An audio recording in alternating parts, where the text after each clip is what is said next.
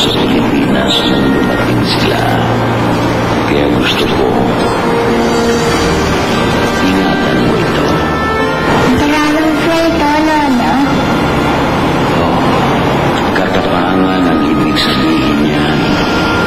Gusto ko maging matapang ka.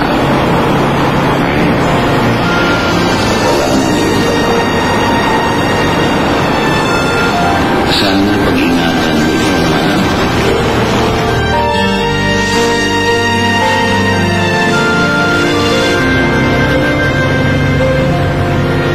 Philip,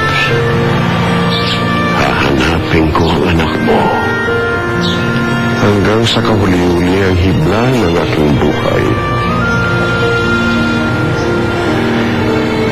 Hahanapin ko ang apo ko.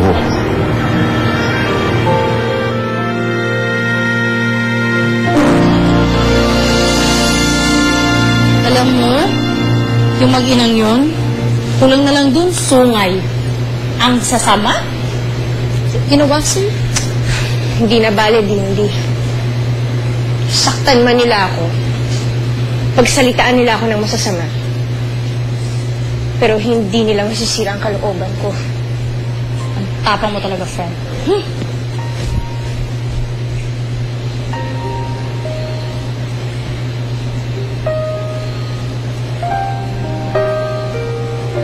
Yun kasi ang ibig sabihin ng kwintas na ito. Talaga?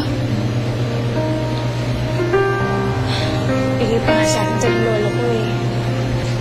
Pero alam mo, dun sa opisina ni Sir Changi,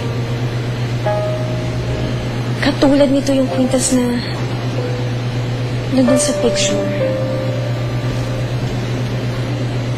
Eh, baka naman common lang to sa mga Koreano.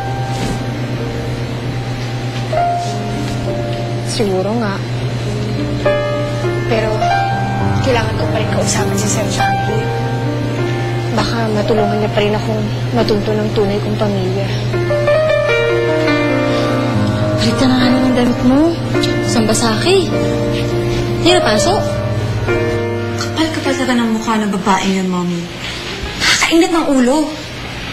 Feeling niya porque mabait sa kanya si Lolo, eh, kaya na niyang gawin ang gusto niya. Kasalanan kasi yan ng lolo mo eh. Mahilig kumalinga ng mga hampas lupa. Lalo na yung Jenang yun. Bakit pang lapit-lapit ng loob ni Lolo sa kanya? Ayoko sanang maramdaman to, Mommy, pero I feel so insecure. Eh ikaw kasi, utu-utuin mo kasi ang lolo mo para maging malapit din sa'yo. Ayan, nauunahan ka tuloy ng iba. Kumilos ka nga.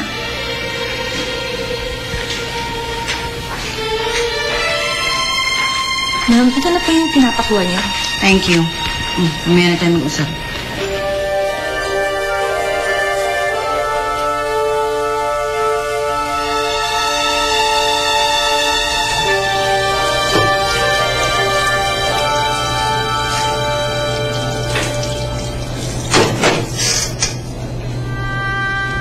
Dindi, dumating na si Sir Changi. Eh, pwede bang ikaw muna bahala dito? Kakausapin ko lang siya. Sige. Oh, saan punta? Mr. Shim, gusto ko lang po kausapin si Sir Changi. Para ano? Bakit? Mr. Shim, sandali lang naman po eh. Anong sandali? Ano yung paghugasan, no? Sino maghugasan ako? Bumalik ka dyan, maghugas ka. Aalis-alis ka, kaya bago-bago mo, ha? Napaka-tribida mo, ha? Balik! Ngayon na! Aalis, balik na! Okay, oh. Yung noodles mo na blanch yun, ah.